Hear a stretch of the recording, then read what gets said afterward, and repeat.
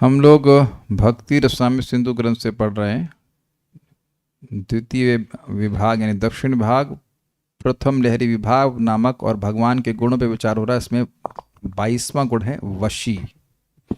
वशी जितेंद्रिय प्रोक्ता, जिसमें अनुवाद के अन्वय की जरूरत भी नहीं है।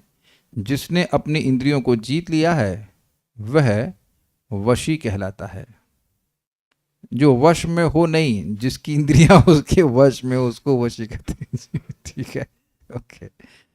अब यथा प्रथमे 1.11.36 यहाँ पर बताया जा रहा है कि भगवान श्री कृष्ण की रानियां बहुत सुंदर थी और अन्य जो उनकी मतलब क्या बोलेंगे, असिस्टेंट्स बोलेंगे, संस्कृत शब्द क्या होता है, सैरंध्री कह सकते हैं, सेविकाएं, वह भी कोई कुरूप नहीं थी, अत्यंत सुंदर थी। लेकिन वह भगवान को अपने हाव भाव से, कीड़ावलोकन से वो सब नहीं, एकदम शेक नहीं कर पाए। शेकू मतलब डिस्टर्ब नहीं कर पाए, लेकिन shake means shake. They could not shake Lord Shri Krishna. उनके हृदय में काम वासना को जागृत नहीं कर पाए। तो हम गाते हैं, बड़ा सुंदर श्लोक है, कई लंबी टीका भी है, देखते हैं आज कितना होता है। उद्दाम भाव पिशुनामल वल्गुहास, उद्दाम भाव पिशुनामल वल्गुहास, व्रीडावलोक निहतो मदनो पियासाम, व्रीडावलोक निहतो मदनो पियासाम, सम्मोह्य चापमजहात प्रमदोत्तमास्ता, सम्मोह्य चापमहजा, सम्मोह्य चापमजहात प्रमदोत्तमास्ता, यस्येन्द्रियं विमथितुं कुहकैर्न शेकुः, यस्येन्द्रियं विमथितुं कुहकैर्न शेकुः। Very good Vaishnavi, you are trying, very good very good. ऊ तो बोल ही सकती हैं उद्दाम का। उद्दाम है। अनंत प्रभु की आवाज आ रही है आपके पास, माता जी आपकी आवाज भी आनी चाहिए। यस।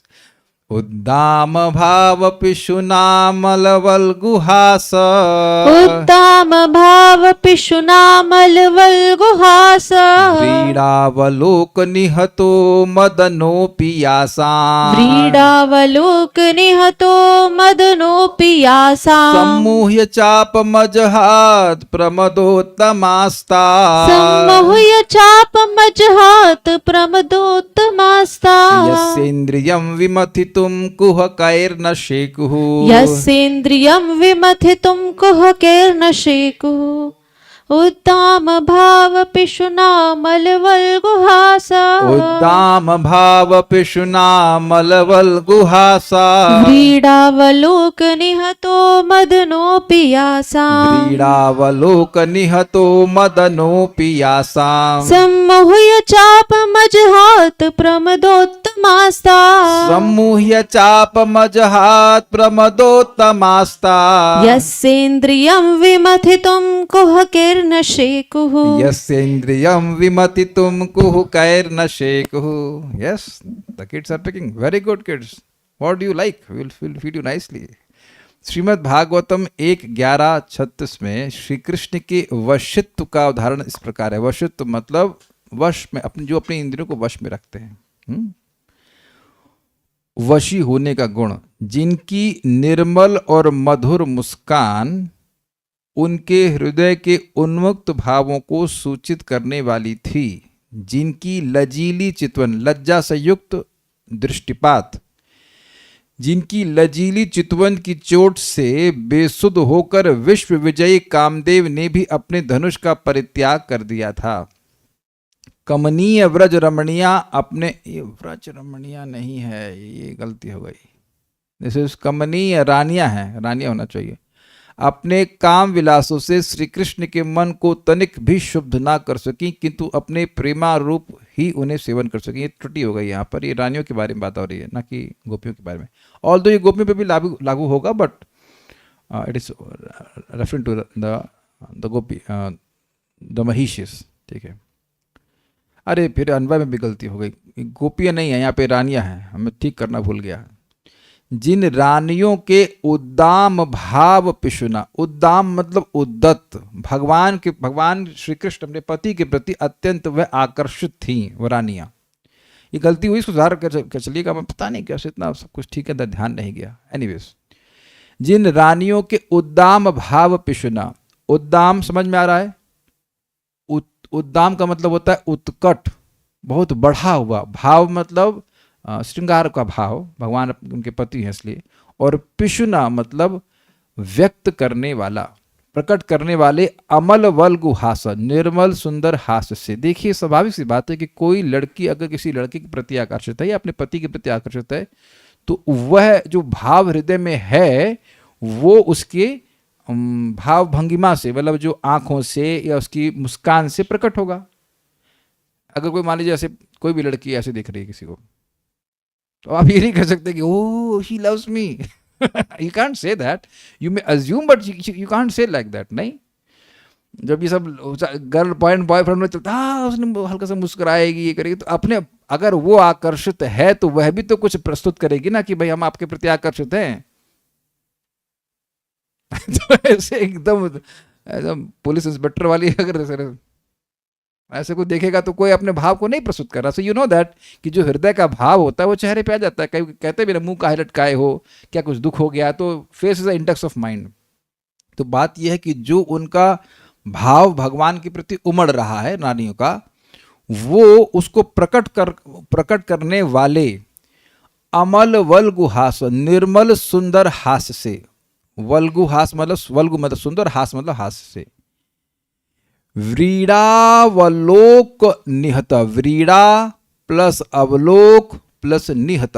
व्रीड़ा मतलब लज्जा, अवलोक मतलब देखना, अनिकटाक्ष, और निहता मतलब जो मार दिया गया है अर्थात पराजित।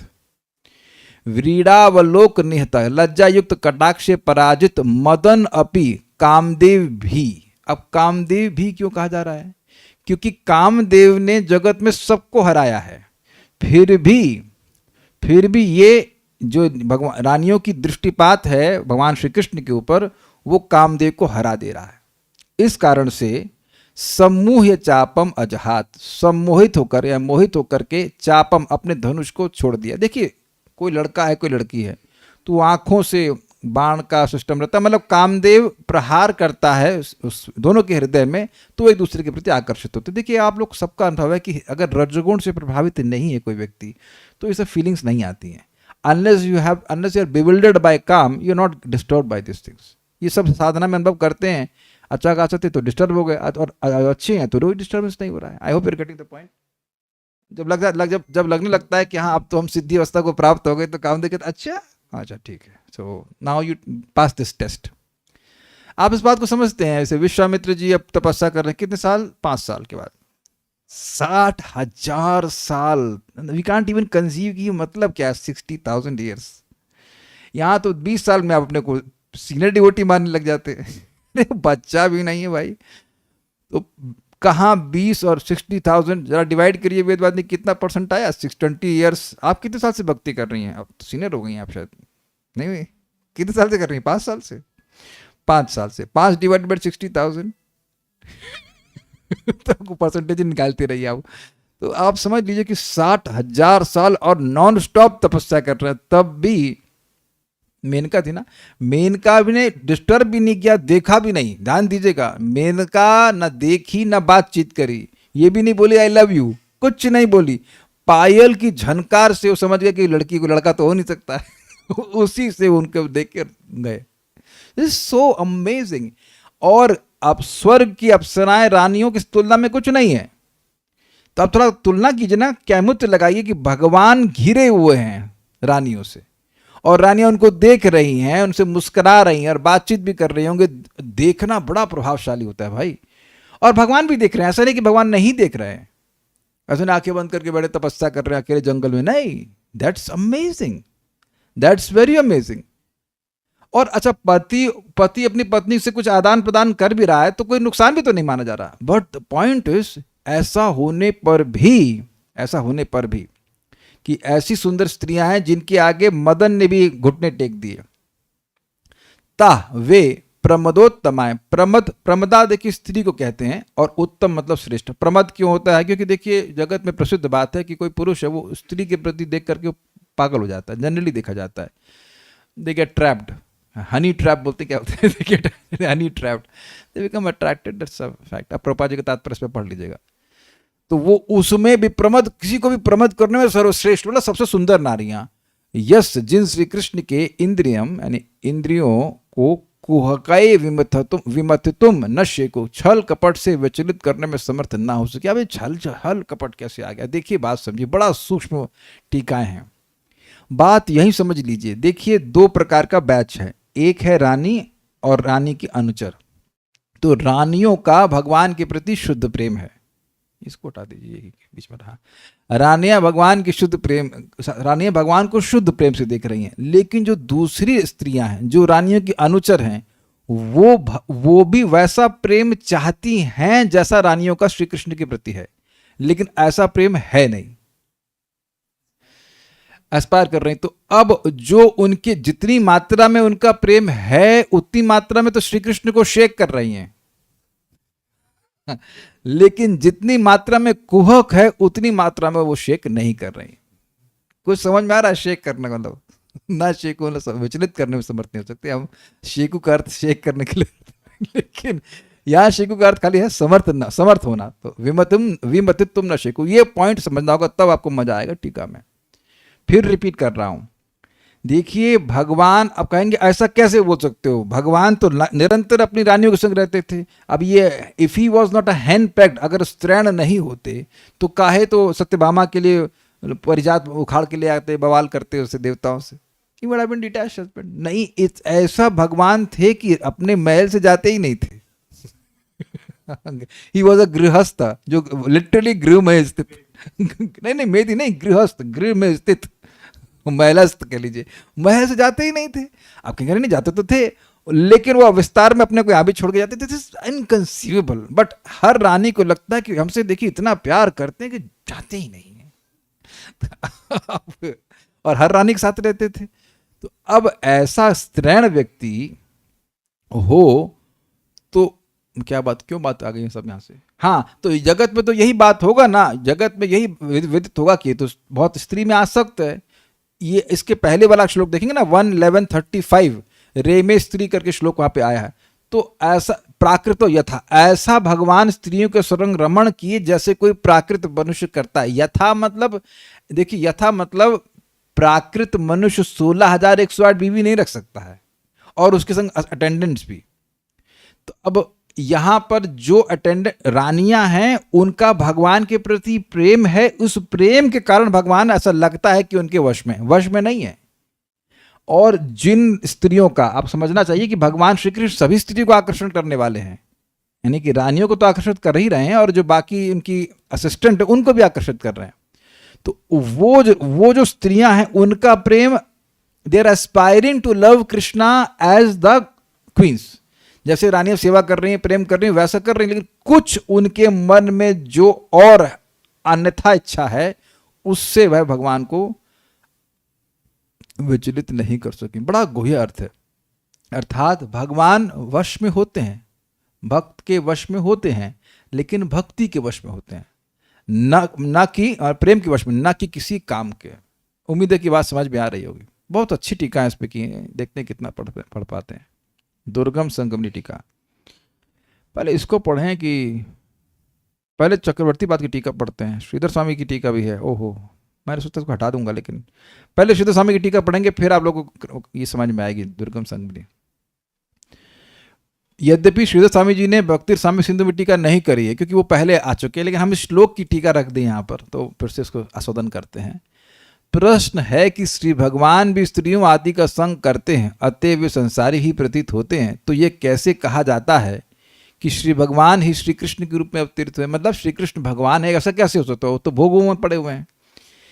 इसका उत्तर उद्दाम इत्यादि 2 श्लोकों से दिया गया। ध्यान दीजिएगा कि टीका उस श्लोक पे चल रही है, इसलिए वहां पे 2 श्लोक है, हम लोग केवल एक ही श्लोक को देखेंगे।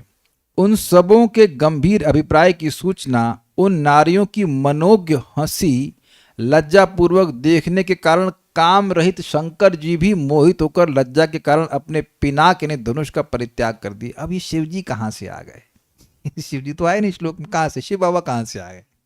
देखिए श्लोक को अगर आप देखेंगे तो ये है यहाँ पे, व्रीड़ावलोक निहत मदनोपि ऐसे रखा है। अब इसको अगर जोड़ करके फिर तोड़ेंगे तो ऐसा भी हो सकता है कि व्रीड़ावलोक निहत अमदनोपि आसाम। अमदन मतलब जिसमें काम नहीं है। प्रसिद्ध बात है कि शिव जी ने अपने धनुष से अपने धनुष नहीं, अपनी नेत्र दृष्टि से काम को जला दिया तो उनको और काम नहीं कर पाया, तो ये अमदन है। तो यहां से शिव जी आ गए।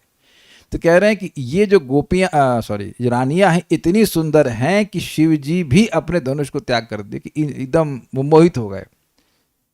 कहने का मतलब ये है कि पहले समझिए इस बात को। उद्दाम भाव मतलब गंभीर अभिप्राय। हर बात केवल बोल के नहीं बोली जाती है कि आई लव यू, आंखों से हाव भाव से प्रकट कर दी जाती। तो जो रानियों का उत्कट समझते, इंटेंस प्रेम है या लविंग फीलिंग्स थी भगवान के प्रति, वो सूचित कैसे हो रही है? उनकी मनोहारी हंसी के द्वारा, और लज्जा पूर्वक जो श्री कृष्ण को देख रहे हैं उसके द्वारा। तो उसकी इंटेंसिटी इतनी ज्यादा है कि उसको देखकर शंकर जी भी मोहित हो गए। अब पॉइंट हो कि शंकर जी तो वहां तो है नहीं, वहां कहां से आ गए? देखिए, इससे आगे भी अब टीका में पढ़ेंगे, इसमें पढ़ेंगे तो बात ये हो रहा है कि वो स्त्रियां इतनी सुंदर थी। पहले पूरा पढ़ूंगा फिर समझाता हूं। या भगवान ने अपने मोहिनी रूप से शंकर जी को भी मोहित कर दिया। इस प्रकार के विलास वाली स्त्रियां जिन श्री भगवान के मन आदि इंद्रियों को मोहित नहीं कर सकी। मतलब पॉइंट क्या है? पॉइंट ये है कि जैसी मोहिनी मूर्ति सुंदर थी और शंकर जी को अमदनोपि उनको भी वो मतलब मोहित कर दी और अपना धनुष त्याग के भागे थे उनके पीछे, वैसी एक नहीं अनेक स्त्रियां थी। कुछ समझे बात? कुछ क्या हुआ? मोहिनी मूर्ति एक और वो शंकर जी को मोहित कर दी। शंकर जी अपना धनुष बाण बोल करके अब भाग रहे हैं उनके पीछे। क्लियर हुआ? ले जबकि अमदनो, मदन उनमें काम नहीं है उनमें। उनको धीर का एग्जाम्पल उनको लिए दिया था कि धीर पुरुष हैं। लेकिन अब ऐसी एक नहीं 16,108 और बाकी उनकी जो अटेंडेंट्स, वैसी स्त्रियां बड़े उद्दाम भाव से भगवान की ओर देख रही हैं, लज्जापूर्वक उनकी तरफ अवलोकन हो रहा है, सब कुछ हो रहा, मुस्कुरा रही हैं, तब भी श्री कृष्ण को विमथितुम न शेको। दैट्स वाई जैसे जैसे कोई व्यक्ति भगवान का संपर्क करता है भक्ति के द्वारा, धीरे धीरे वो देखेगा कि भगवान का गुण उसमें भी आने लगा है। इसीलिए आप देखो, अल्टीमेटली भक्त भक्ति करते करते हर प्रकार की वासना से रहित हो जाते हैं और उनकी इंद्रियां भी संयमित होने लगती हैं नेचुरली, क्योंकि श्री कृष्ण का संगत कर रहे हैं। श्री कृष्ण में कोई वासना नहीं है। ये समझ पाए आप लोग? ठीक है, आगे बढ़ते हैं। अथवा इन सबों के द्वारा प्रताड़ित होकर पीटे जाने पर, कह लीजिए, किंग कर्तव्य विमूढ़। किंग कर्तव्य समझते हैं आप? किम मतलब क्या, कर्तव्य मतलब ड्यूटी, और विमूढ़ मतलब विशेष रूप से मूर्ख, यानी कि न समझने में आना कि मैं करूं क्या। इन सबों के द्वारा प्रताड़ित होकर किंग कर्तव्य विमूढ़ जगत विजयी कामदेव ने भी लज्जित होकर अपना धनुष त्याग दिया। इस तरह की काम को भी जीत लेने वाली नारियां भी श्री भगवान के मन को मोहित न कर सके। अब एक प्रश्न आ ही जाएगा कि भाई काम को ये स्त्रियां कैसे जीत ली? इसको अभी हम सारा दर्शन से देखते, फिर घूम करके दुर्गम संगमनी में आएंगे अगर समय हुआ तो। यदि प्रश्न हो कि भगवान कृष्ण किस प्रकार अप्राकृत हुए जब वे अपनी इंद्रियों द्वारा इंद्रिय विषयों का भोग करते हैं, तो ये श्लोक को उत्तर देता है पिछले श्लोक में। दैट मीन्स भागवतम के 1:11:35 में बोला गया था रेमे स्त्री प्राकृत बनाया था। श्लोक देख सकते हैं, देखिएगा कि भगवान ने प्राकृत व्यक्ति की तरह स्त्रियों के संग रमण किया। तो व्यक्ति कहेगा कि भगवान तो अप्राकृत कैसे हो सकते हैं? तो अब वो कहते हैं, ये श्लोक उत्तर दे रहा है, अमल वल गुहास अर्थात अपनी निष्कलंक सुंदर मुस्कान। अब निष्कलंक का क्या मतलब है हमको बहुत ज़्यादा समझ में नहीं आ रहा है। क्या या तो ये हो सकता है कि बहुत सुंदर हैं इसलिए कुछ चेहरे में दाग धब्बा नहीं रखा है, या फिर हो सकता है कि उनके मन में जो सुंदर प्रेम का भाव है वो भी अर्थ हो सकता है। दोनों अर्थ में निष्कलंक सुंदर मुस्कान तथा व्रीड़ावलोकन अर्थात लज्जा युक्त चितवन के साथ श्री कृष्ण विषयक उद्दाम भाव अर्थात गंभीर प्रेम जो उनकी स्वरूप भूत कंदर्प की पीढ़ा से उदित हुआ था, उसके द्वारा उन्होंने प्राकृत कंदर्प को निहत अर्थात परास्त कर दिया। पूरा पढ़ूंगा समझाऊंगा। कंदर्प ने पहले विचार किया, ओह ये रानियां तो मेरे बाणों के द्वारा आहत हुए बिना भी अपने कांत श्री कृष्ण पर सस्पृहा अवलोकन कर रही हैं। तब वह प्राकृत मदन श्री कृष्ण के अति माधुर्य के अवलोकन से उत्पन्न विस्मय के द्वारा विवशीकृत हो गया। इन सभी रमणी गणों के धनुषाकार भवों के द्वारा निक्षिप्त सलज्ज अवलोकन रूपी बाण समूह के समक्ष मेरे बाण युक्त कुसुम धनुष का क्या प्रयोजन है, अतः उसने उस धनुष को त्याग दिया। समझ में आई? थोड़ी हिंदी मुश्किल थी, पर एक पॉइंट पढ़िए। देखिए, जो रानियों का भाव भगवान के प्रति श्रृंगार रस में है वो काम के द्वारा नहीं है। तो पहला कामदेव जी चकित हुए कि भैया हम तो काम ही नहीं किए कुछ हमने कुछ किया ही नहीं और अपने आप आकर्षित हो रही हैं इसीलिए बोल रहे हैं कि स्वरूप भूत कंदर्प। स्वरूप भूत मतलब वो चिन्मय शक्ति की विलास है ना, तो चित शक्ति की विलास है। जितने भी रानियां हैं उनका भगवान के प्रति आकर्षण नेचुरल है। भाई मैं आत्मा हूं, कोई मैं किसी लड़की के प्रति किसी भी लड़की के प्रति आकर्षित कोई आत्मा हो रही तो बेवकूफ़ी है ना। वो तो दोनों आत्मा है। अब पहले उसको मानना पड़ेगा मैं पुरुष हूँ, मानेगी स्त्री हूँ, फिर उसके बाद में वो जो बाण वाण चलाएंगे कामदेव, तब जाकर प्रति आकर्षित होगा, है कि नहीं? तो क्या आकर्षित होगा? अगर लड़की के ही प्रति आकर्षित होता तो बचपन से आकर्षित हो रहे थे। आप खिलाते थे, खेलते थे लड़की के संग? आप वरुण प्रभु आप नहीं खेलते? करुण ना तो हम भी बिल्कुल नहीं खेलते। क्रिकेट बिल्कुल बाहर रहो, अपना गेम खेलो। सो आप देख लीजिए कि नेचुरली ना हम लोग वी आर नॉट अट्रैक्टेड। तो ये एक आर्टिफिशियल इम्पोजिशन है, जबरदस्ती की बात है कहना चाहिए। लेकिन ये जो आकर्षण है रानियों का वो कैसा है? वो भगवान के प्रति सहज आकर्षण है। आत्मा का जो आकर्षण होता है, आत्मा से मीन्स स्पिरिचुअल आकर्षण जो भगवान के प्रति होता है। तो इसमें कामदेव कुछ करने वाले नहीं। तो एक तो यह झटका लगा कि अभी हमने कुछ किया ही नहीं, पहले से लोग खूब इस प्रयास से युक्त थे। एक बात तो यहां भी वो बाण का कोई काम नहीं रहा उसके बाण चलाए बिना इतना इंटेंस प्रेम। एक फिर उसने श्री कृष्ण के अति माधुर्य को देखा। भाई देखा कि रानियां किसके प्रति अट्रैक्ट हो रही हैं, तो देखा कृष्ण को देखा, तो अब वो और मोहित हो गया श्री कृष्ण की मधुरता को देख करके ही। तो भगवान तो मदन मोहन है। फिर एक और बात हुई, रमणियों की जो मतलब यानी कि रानियां जो थी वो जो उनकी भौवें थी वो हो गई धनुष, और उनकी आंखों से निकलने वाला जो अवलोकन था वो हो गया बाण। तो जब वो देखे कि जब ये इतना इंटेंस बाण चला ही रही हैं तो मेरे धनुष बाण की क्या जरूरत है, इसलिए वह मोहित होकर के धनुष बाण त्याग दिया। अब समझ में आया आपको?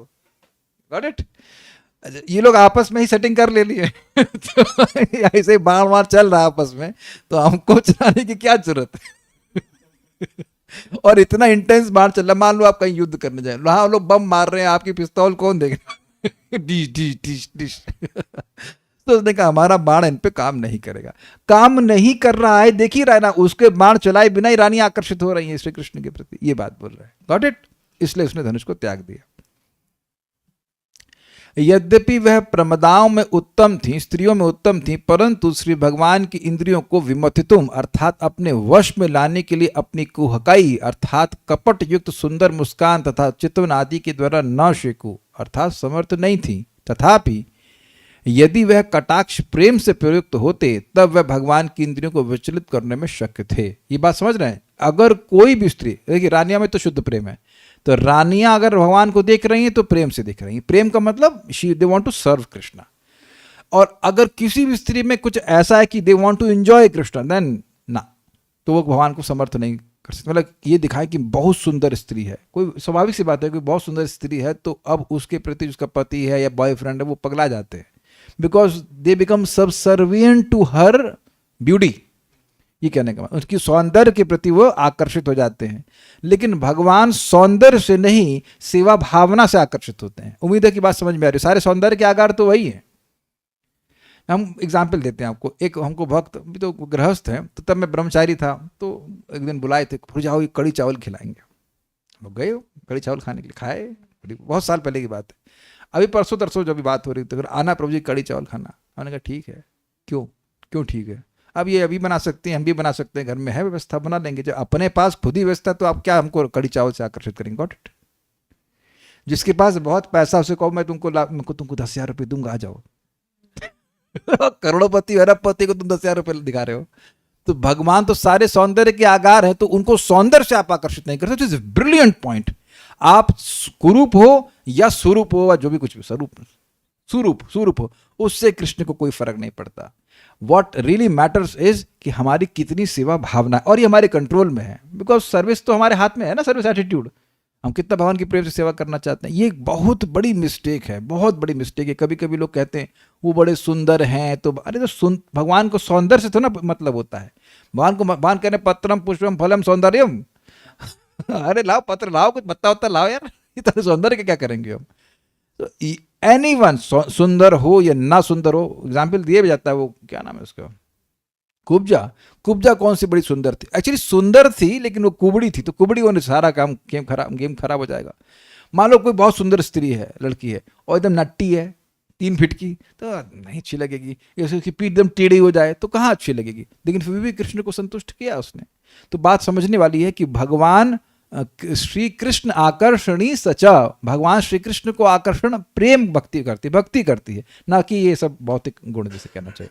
तो कह रहे हैं कि अपने सौंदर्य से नहीं आकर्षित कर सकते, ध्यान दीजिएगा, लेकिन अपने प्रेम से वे जरूर भगवान को विचलित कर सकती हैं, क्योंकि वह सही प्रकार के प्रेम से युक्त थीं, इसलिए उनके कटाक्ष तथा मुस्कान आदि निश्चित ही प्रेम से संपन्न थे। यद्यपि यह प्रेम काममय था। काममय मतलब आप सुन ही चुके हैं, काम जैसा, not exactly lust, not at all lust, लेकिन वो फीलिंग्स उनकी भगवान के प्रति अपने पति की थी।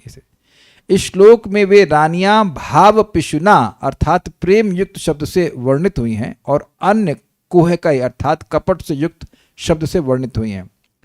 प्रथम स्थिति में यद्यपि भगवान अपनी पत्नियों के वश में हैं, तथापि वे निर्गुण हैं, अर्थात वे प्रकृति तथा पदार्थ के गुणों के परे हैं, क्योंकि वह प्रेम के वश में हैं जो चित्त शक्ति का विलास है, न कि भौतिक माया का। और क्योंकि महिषियों के कटाक्ष तथा मुस्कान आदि प्रेम द्वारा निर्मित हैं, अतः उनमें उत्थित प्रेम और उस प्रेम से उदित होने वाली जो प्रेम की लीलाएं वो सब चिन्मय आध्यात्मिक हैं। अतः यह कहना असंभव है कि भगवान श्री कृष्ण प्राकृत शब्द आदि इंद्रिय विषयों में रमण करते हैं। तो बात समझ में आ गई होगी। बात यह है कि भगवान अपनी पत्नियों के प्रेम के वश में है, और इससे उनका निर्गुणत्व, उनका अप्राकृतता ये नष्ट नहीं होती है, क्योंकि ये सब उन्हीं की चित्त शक्ति का विलास है। चित्त मीन्स स्पिरिचुअल शक्ति का विलास है, भौतिक माया से प्रभावित नहीं होते। दूसरी स्थिति में क्योंकि प्रेम रहित व्यक्ति के लिए भगवान को वश में कर पाना असंभव है, अतः यह श्लोक बताता है कि उनकी इंद्रियां कदापि कुहक अर्थात कपट द्वारा विमथित नहीं की जा सकती। देखिए बात स्पष्ट है, अगर कोई व्यक्ति काम से युक्त है तो भले वो सेवा कर रहा है एक्सटर्नली, लेकिन वह भगवान से बिजनेस कर रहा है, स्वीकार्य है, कई बार समझा चुका हूं, समझाने की जरूरत नहीं है। तो अगर काम है, उसके हृदय में भौतिक इच्छा है, तो वह भगवान को वश में नहीं कर सकता। ये नहीं कह रहे हैं कि भक्ति नहीं कर सकता, लेकिन भगवान को वश में नहीं कर सकता।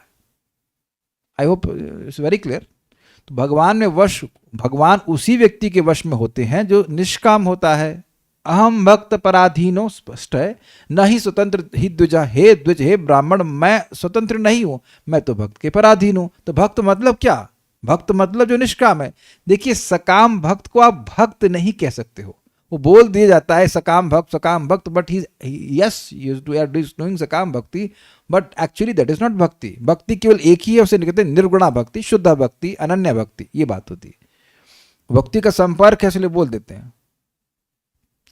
प्रश्न है कि if prema is pure then why कुह कहे। अरे भाई समझिए, जो रानियां हैं उनका प्रेम शुद्ध है, लेकिन रानी की असिस्टेंट तो जरूरी नहीं है ना कि प्रेम उनका शुद्ध हो। अभी आप जीव गोस्वामी की टीका पढ़ेंगे तो वहां पे देखेंगे तो वो भी तो सुंदर हैं, वो भी देख रही हैं, तो उससे भगवान आकर्षित नहीं हो रहे हैं। और रानियों के भी सौंदर्य से नहीं, उनकी प्रेम से, उनकी जो सेवा की इच्छा उससे वह प्रभावित होते हैं। कोई यह नहीं कह सकता कि महिषियां प्राकृत हैं, यदि कभी कभी उनके प्रेम पूरित कटाक्ष भगवान को वश में नहीं ला पाते, क्योंकि समस्त महिषियां चित्त शक्ति संबंधित हैं तथा उनके कोई भी कटाक्ष अथवा मुस्कान आदि भौतिक नहीं हो सकते। इसलिए पिछले श्लोक के अनुसार, ये भागवतम से आ रहा है, रेमे स्त्री रत्न कूटस्थो भगवान प्राकृतो यथा का अर्थ यह नहीं हो सकता कि भगवान प्राकृत इंद्रियों के विषयों से आकर्षित हो जाते हैं। मतलब बात सिंपल सी है कि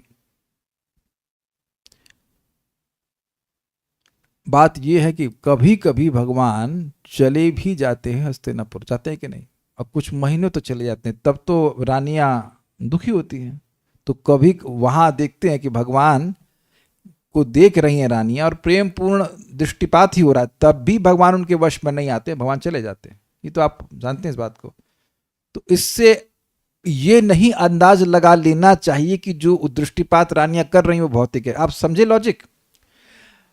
भाई भगवान, हमने पहले पॉइंट ये सुना कि भगवान उनके प्रेम से आकर्षित हो रहे हैं, प्रेम के वश में है, ना कि उनके भौतिक मतलब सौंदर्य से।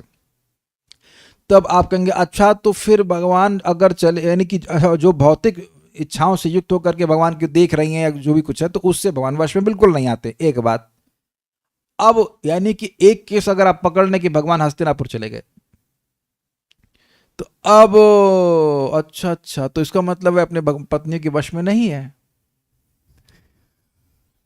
ये महाराज समझा रहे थे कि एक पत्नी होती है तो उसको 1-2 दिन के लोग छोड़ नहीं पाते, और भगवान की 16,108 रानियां हैं, 10-10 बच्चे हैं, और भगवान 3-3 महीने 4-4 महीने के लिए पड़े रहते थे हस्तिनापुर में because of his love for Arjun. तो अर्जुन के या पांडवों के प्रति प्रेम है तब ना वहां पे जा रहे हैं। आप लोग सुने थे ना हस्तिनापुर भगवान लौटे हैं, प्रथम स्कंद में उस बात को सुन चुके हैं।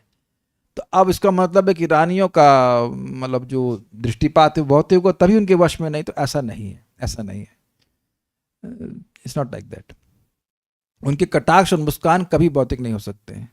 इसलिए पिछले श्लोक के अनुसार रेमे स्त्री रत्न कूटस्थु भगवान प्राकृतो यथा का अर्थ यह नहीं हो सकता कि भगवान प्राकृत इंद्रिय विषयों से आकर्षित हो जाते हैं। न ही किसी को यह कहना चाहिए कि भगवान अपने स्वरूप से उद्भूत सामान्य चित्त शक्ति द्वारा नियंत्रित होते हैं।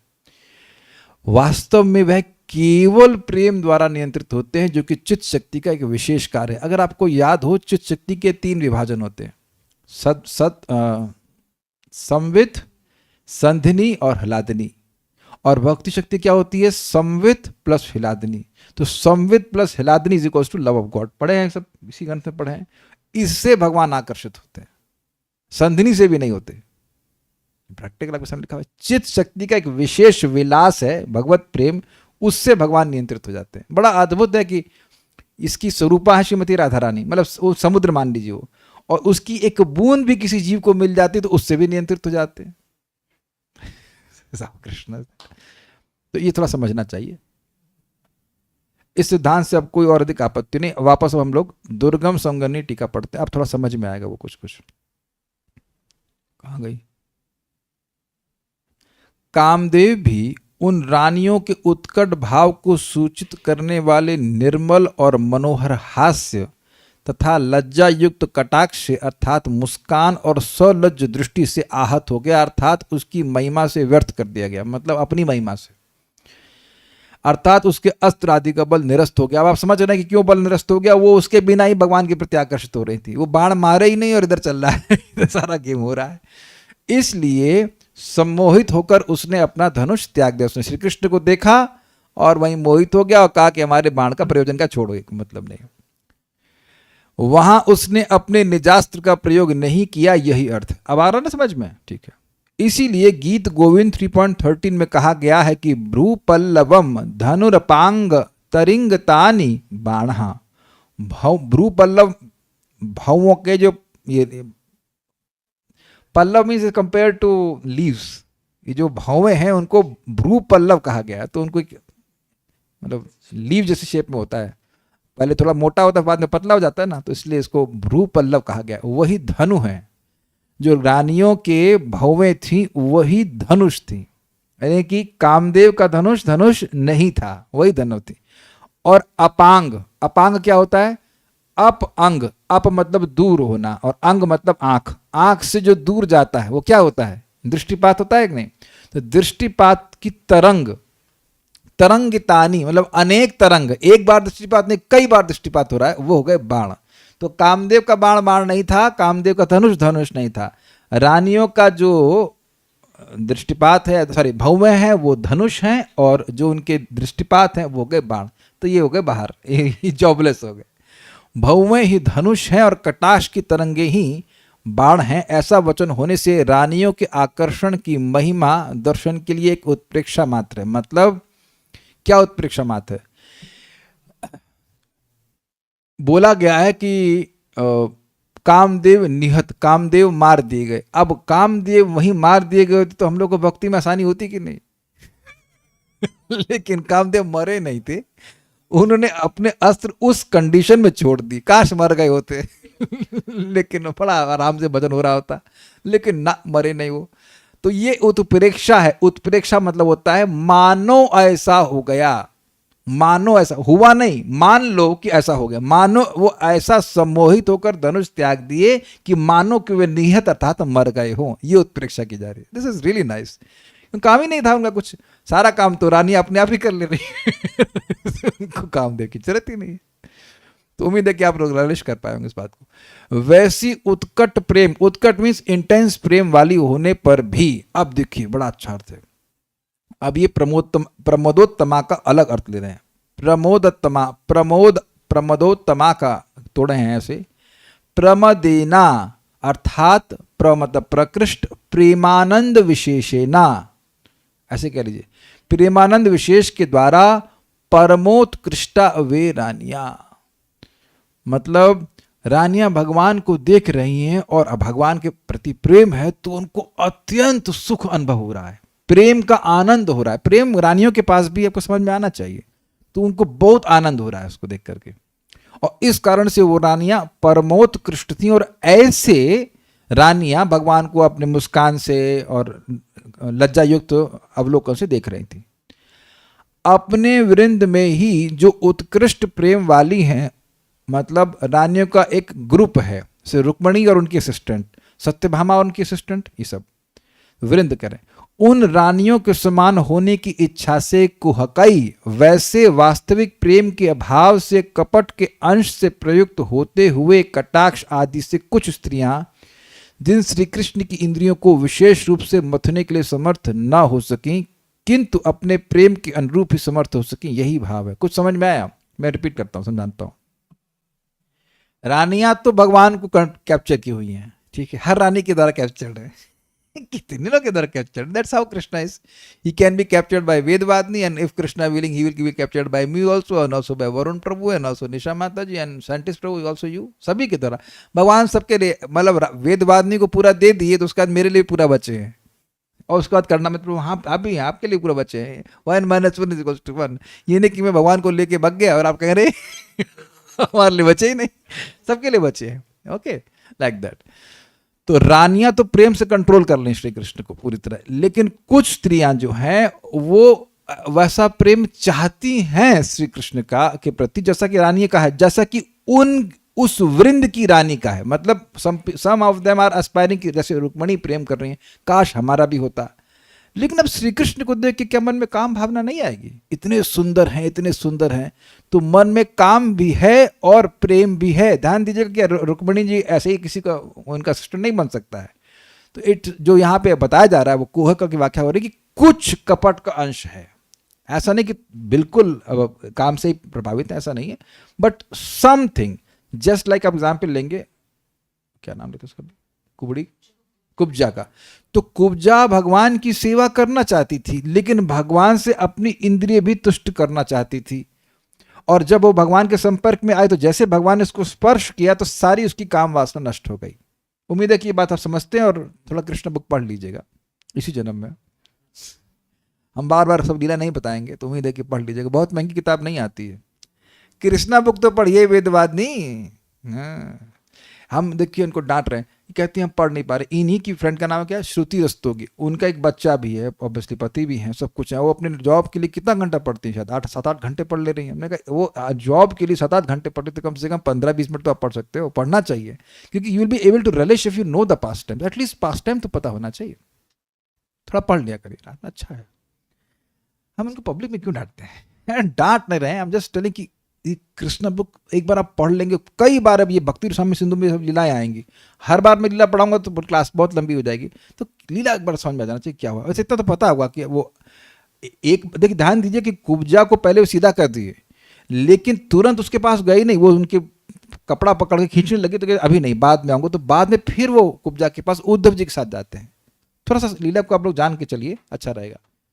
आप बच्चों को पढ़ा दिया करिए, मेरे कृष्ण बुक पढ़ाते भी होंगे, तो एक बार पढ़ लेंगे तो समझ में आएगा मैं बोल क्या रहा हूँ, नहीं तो फिर वो आउट हो जाएगा। तो खैर, तो वहां कुब्जा भगवान की सेवा करना चाहती थी कि नहीं? जब उसने कृष्ण बलराम जी को देखा तो भगवान बड़े विनोदी, कहते हे सुंदरी जबकि कुब्जा कुबड़ी है, कहते हे सुंदरी क्या तुम ये अंगराग हमको दोगी?